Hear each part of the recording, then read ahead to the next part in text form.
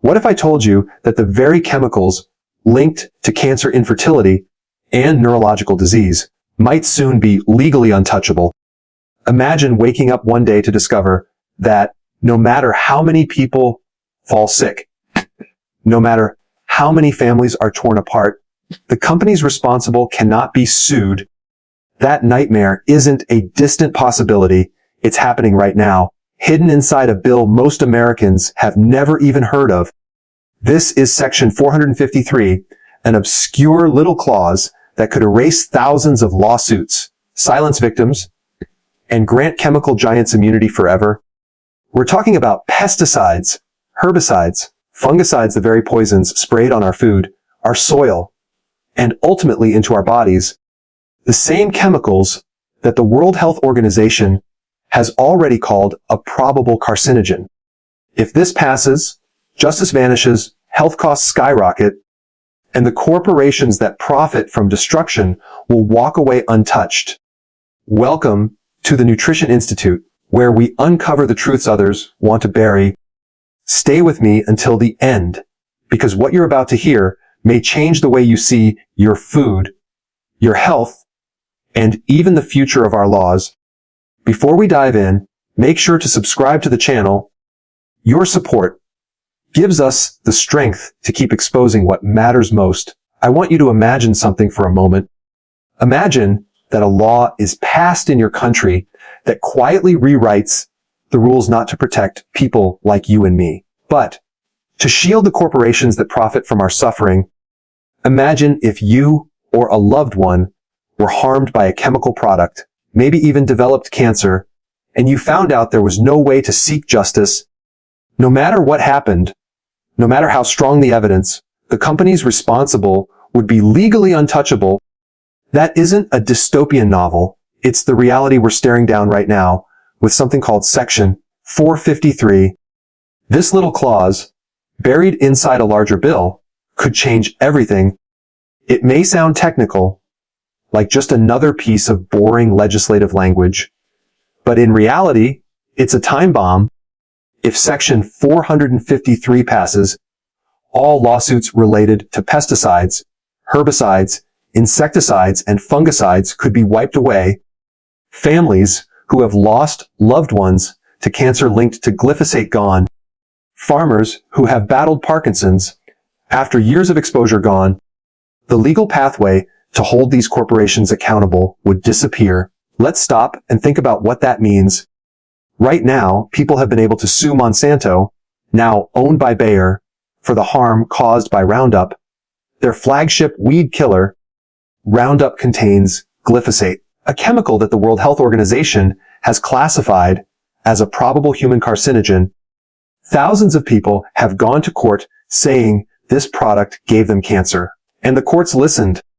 Bayer has already paid over $10 billions in settlements, with more than 165,000 lawsuits filed. Now, you would think that after such an avalanche of lawsuits, after such a massive payout, the company would be forced to change. Maybe they'd add a stronger warning label. Maybe they'd rethink the formula. Maybe they'd finally accept some responsibility, but that's not what happened. Instead, the company's CEO has been openly saying that unless they are granted legal immunity, it may become financially unsustainable to keep selling Roundup in the United States. So, what's the solution for them? Not to make the product safer? Not to warn consumers? The solution is to rewrite the law so that they can no longer be sued in the first place.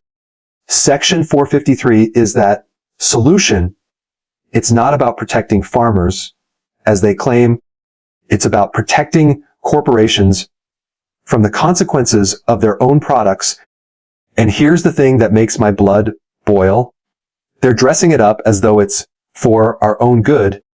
They're saying, if we can't use glyphosate, weeds will overrun the fields, crops will fail, food prices will skyrocket, people will starve. It sounds dramatic, doesn't it? They're appealing to fear. They're making it seem like this chemical is the only thing standing between us and famine.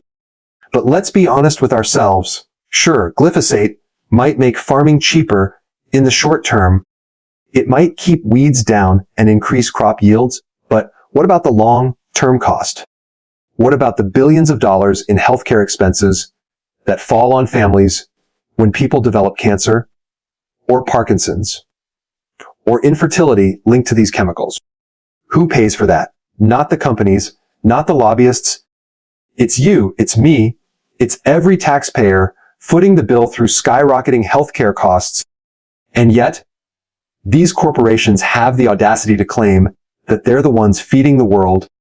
I don't know about you, but I'd rather have food that doesn't slowly poison me, even if it costs a little more, because the true cost of cheap food is written in hospital bills, in lost loved ones, in entire generations, carrying the burden of toxic exposure. Now, let me share something that should deeply trouble us all. Over 70% of the safety studies related to glyphosate and similar chemicals are kept confidential. They're owned by the companies themselves. That means the very people profiting from these chemicals are the ones deciding what data the public gets to see. If a study comes out negative, showing real harm, it can be locked away, never published, never scrutinized. Meanwhile, they present the handful of favorable studies as proof that their products are safe. On top of that, they create front groups, organizations that look grassroots, but are actually funded by the chemical companies. One such group is called Modern Ag Alliance. Their job: to flood the conversation with slick marketing, to make it look like everyday farmers and citizens are crying out in support of glyphosate. They repeat slogans like, "When weeds win, we all lose," or "Glyphosate is the backbone of modern farming." These phrases sound harmless, even noble, but they're carefully crafted propaganda designed to silence criticism and drown out real science. Here's the bitter irony. The World Health Organization already considers glyphosate a probable carcinogen, and the courts have agreed again and again, awarding damages to victims. Yet instead of bowing to the truth, the industry doubles down. They don't just want to keep selling glyphosate. They want to sell it with no accountability at all. That's where Section 453 comes in. It's the perfect weapon for them. If it passes, not only will current lawsuits be wiped away, but future ones will never even get off the ground. They'll have what amounts to a get-out-of-jail-free card. Think about that for a second. Even if your child got sick from exposure, even if dozens of doctors confirmed the link, even if the science was rock solid, you would have no legal recourse. None. I can't accept that. To me, this isn't just about chemicals or lawsuits. It's about the role of law in a society. If laws exist to protect corporations rather than citizens, what kind of society are we living in? What message does it send when profits are valued more than human lives? The first time I read about Section 453, I thought it must be an exaggeration. Surely lawmakers wouldn't allow such an obvious betrayal of public trust. But the more I looked, the clearer it became. This isn't exaggeration. It's a deliberate strategy. Slip it into a bill, package it as supporting farmers, and hope the public never notices until it's too late. That's why it's so important for us to shine a light on it now, before it becomes law, because once it does, undoing it will be almost impossible. We'll be living in a world where corporations can poison us legally, and the worst part, they'll call it progress. When you listen to the way chemical companies defend themselves, it almost sounds heroic. They talk about feeding the world, about protecting farmers, about keeping food affordable. They paint glyphosate and chemicals like it as the unsung heroes of agriculture, the backbone of modern farming. Without them, they say, weeds would choke our crops, food prices would skyrocket, and families everywhere would suffer. It's a clever narrative. Who wouldn't want affordable food? Who wouldn't want farmers to succeed? On the surface, it makes sense. But when I started peeling back the layers, I realized how hollow and dangerous this argument really is. Because the truth is that the cheap food they promise comes at a cost so massive that no one dares to put it on the balance sheet. Let's start with the health toll. Glyphosate and similar chemicals have been linked to cancer, Parkinson's disease, infertility, endocrine disruption, and damage to the human microbiome. These are not fringe claims. They're backed by scientific research, court cases, and the lived experiences of tens of thousands of families. Yet somehow, the corporations and their lobbyists twist the story until the victims are invisible, and the chemical itself is cast as the savior of agriculture. Think about the paradox. Here, the very product accused of harming human health is being promoted as essential for survival. It's like being told that you need poison in order to live. The propaganda is so thick that many people don't even question it. They accept it as truth because it's repeated by officials, echoed by front groups, and quietly reinforced by government agencies that should know better. One of the most troubling aspects of this entire situation is how much data is hidden from us. Over 70% of the safety studies conducted on glyphosate remain confidential, locked away as proprietary information by the companies that manufacture it. That means the people selling the product control the evidence that determines whether it's considered safe. If a study shows harm, it doesn't see the light of day. If a study looks favorable, it's paraded as proof. Imagine if pharmaceutical drugs were tested this way by the very companies that profit from them, with no obligation to release negative results. Would you trust those results? It doesn't stop there. These corporations also create what are known as front groups organizations that look like independent grassroots movements, but are actually funded and managed by the industry. One such group, the Modern Ag Alliance, exists to flood the public conversation with positive messaging about glyphosate. They craft slogans like, "When weeds win, we all lose," and "Glyphosate is the backbone of modern farming." These phrases sound like common sense, but they're carefully designed marketing tools. Their job is to frame glyphosate as indispensable, while anyone who questions it is painted as anti-science, anti-farmer, or even anti-progress.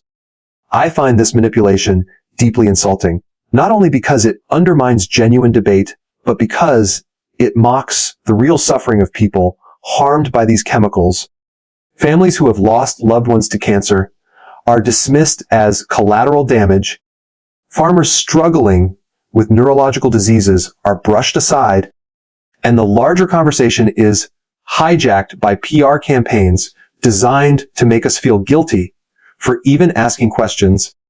Now, let's talk about the EPA, the Environmental Protection Agency. You'd think that if there's one government agency we can trust to protect us, it would be them. But the reality is far more disappointing. Over and over again, the EPA has failed to act on mounting evidence of harm, even when federal courts have ordered them to reevaluate glyphosate. The EPA has simply stalled or ignored the directive. It's as if they're waiting for Section 453 to pass, so they never have to deal with these questions again. That raises an uncomfortable question. Who exactly is the EPA protecting? Because from where I'm standing, it looks less like the Environmental Protection Agency and more like the Economic Protection Agency shielding big agricultural corporations from accountability while leaving ordinary citizens to fend for themselves. Let me give you a striking example. A researcher once presented compelling data to the EPA showing that glyphosate disrupts hormones, lowers testosterone, and can be detected in human semen. The implications for fertility alone should have set off alarms. Instead, the response was shockingly apathetic. "Thank you, we'll note this," and then silence. No follow-up, no policy change, nothing This is the agency that's supposed to safeguard our health. Yet, when faced with data that threatens powerful industries, they look the other way. This silence is not neutral. It is a form of complicity.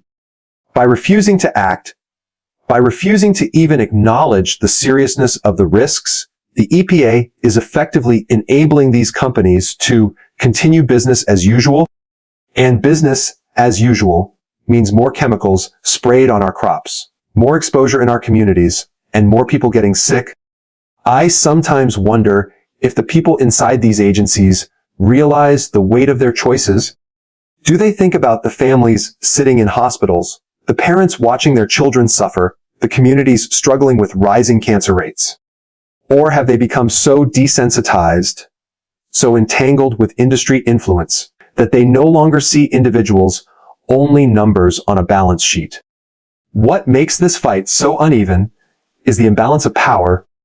On one side, you have multinational corporations with billions of dollars, armies of lobbyists, and decades of experience shaping legislation to their advantage.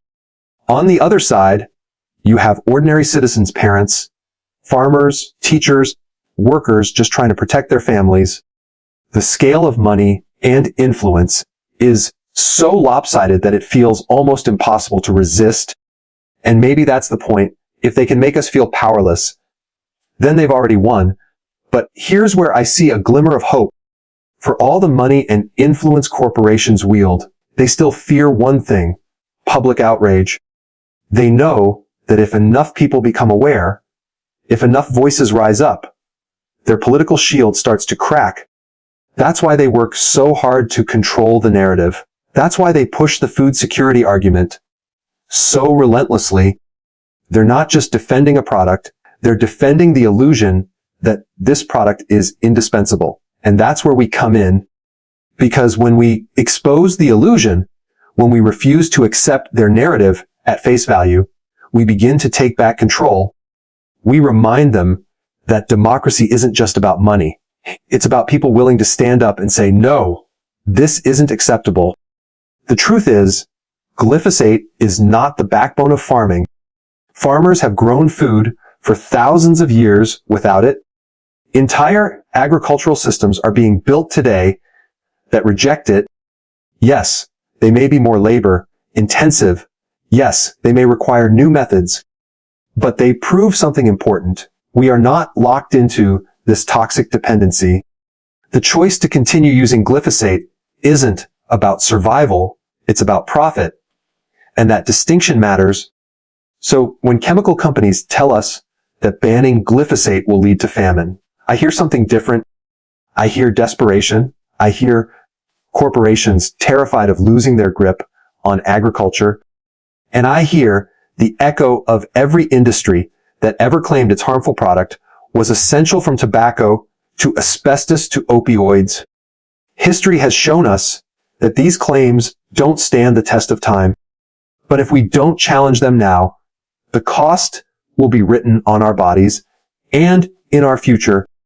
When I think about Section 453, I can't help but picture a door being slammed shut, not just on victims today, but on generations to come. Once that door closes, once this legal immunity is in place, it will be almost impossible to reopen. And that's what makes this fight so urgent. We're not just talking about glyphosate or even Roundup.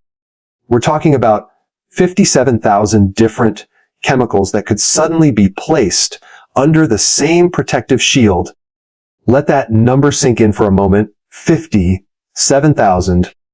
That's pesticides, herbicides, fungicides, insecticides, all the sides that saturate our soil, our food, and our water. Each one has its own risks, its own potential to harm human health and ecosystems. And with Section 453, every single one of them would be wrapped in a cloak of immunity. No lawsuits, no accountability, no justice. What scares me the most is how permanent this could become. Laws like this, once passed, rarely get undone. The corporations know this. They know that if they can just get this bill through, they'll have secured not only their present profits, but their future as well. Even if science keeps building evidence against them, even if public health suffers more and more, they'll be safe behind their legal firewall. And undoing that firewall would require not just evidence, but an overwhelming political movement strong enough to challenge billions of dollars in corporate lobbying. That's why timing matters. If we don't act before this passes, our chances of reversing it later shrink to almost nothing. And here's the thing. This isn't just a U.S. issue. These corporations operate globally. If they can establish legal immunity in America, one of the most litigious countries in the world, they'll have a precedent to push similar protections elsewhere. Other governments, under pressure to support food security and agricultural innovation, could follow the same path. What starts as a domestic policy could ripple outward, reshaping global food systems and global health for decades. So the question becomes, who does the future belong to? Will it belong to the corporations that measure success only in quarterly earnings? Or will it belong to the people who want safe food, healthy children, and a livable planet? I know where I stand. I refuse to accept a future where the right to profit outweighs the right to live. But refusing isn't enough. We need to act. And the good news is, there are still ways to push back, ways that might seem small on an individual level, but add up to something powerful. When enough of us join in, the first step is awareness. Section 453 is designed to slip under the radar. The people writing it hope you'll never hear about it, never read the fine print, never realize what it means until it's too late. Just knowing that it exists, just talking about it, is a form of resistance. Sharing information with friends, family, and communities spreads awareness, and awareness creates pressure. The second step is direct action. Every one of us has representatives, senators, congresspeople who are supposed to work for us. They may not always listen, but they do keep track of calls and letters. And here's the truth. If enough people flood their offices with calls saying, do not support Section 453, do not give chemical companies legal immunity, it becomes politically risky for them to ignore us. It doesn't take hours. It doesn't take a protest march. It takes a few minutes of your day to make a phone call, and that ripple effect can be huge. There are organizations already mobilizing around this. Stop Poison. Org is tracking legislation and giving people tools to act. Stand for Health Freedom makes it easy to send emails directly to lawmakers. These platforms exist because they know most of us don't have time to study every bill. They make it simple because simplicity is what makes mass action possible. And that's the key here. Mass action. One voice may not shake the halls of Congress, but 10,000, 100,000, a million, that's when politicians start to worry about re-election. That's when the balance shifts. I've heard some people say, it's too late. These corporations are too powerful. Nothing will change. And I understand that feeling. The money and influence on the other side are overwhelming. But I don't believe in surrender, because history has shown us that when enough ordinary people refuse to stay silent, even the biggest giants can fall. Think of tobacco. For decades, cigarette companies insisted their products were safe. They manipulated studies, created front groups, even paid doctors to endorse smoking. Sound familiar? And yet, eventually, the truth broke through. Regulations were passed. Lawsuits succeeded. And the public began to see cigarettes for what they were. It took time, but it happened. The same can happen here. But it won't happen by accident. It will only happen if we push back loudly, consistently, and collectively, because the stakes are too high to ignore. This isn't just about crop yields or food prices. It's about whether we accept a system where corporations can poison us legally. It's about whether our children will inherit soil and water filled with toxins, or whether they'll inherit a world where we had the courage to say no. And here's something else I've realized. These corporations aren't invincible. Their entire strategy depends on our silence. If we stay quiet, they win. If we speak up, if we disrupt the narrative, if we remind our leaders that they work for us, not for chemical companies, that's when the ground shifts. So I ask myself every day, what kind of future do I want to leave behind? Do I want to tell my children that I saw this coming and did nothing? Or do I want to tell them that I fought in whatever way I could for their right to live in a world not dictated by poisons and profit margins? For me, the answer is clear. The future should belong to people, not corporations, to life, not chemicals, to health, not profit. And the only way that happens is if enough of us decide right here and right now that silence is no longer an option. As I step back and look at the bigger picture, one thought keeps running through my mind. This fight isn't really about chemicals. It's about values. Section 453 may look like a technical piece of legislation, but in truth, it's a mirror reflecting what kind of society we want to live in. Do we want a world where corporations can write themselves out of accountability, or a world where people's health and future come before profit? For me, the answer is simple. I believe laws should protect human beings, not chemical formulas. But the disturbing reality is that the balance of power often tilts in the opposite direction. When I read about glyphosate, about Roundup, about thousands of families who have suffered, I don't just see statistics. I see stories farmers who wanted nothing more than to grow food for their communities, parents who just wanted more time with their children, individuals who trusted that what was being sold on the market was safe. These stories deserve justice, not erasure.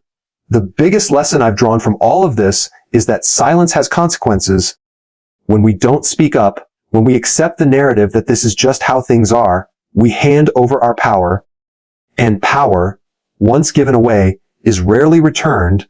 That's why Section 453 feels like such a dangerous turning point.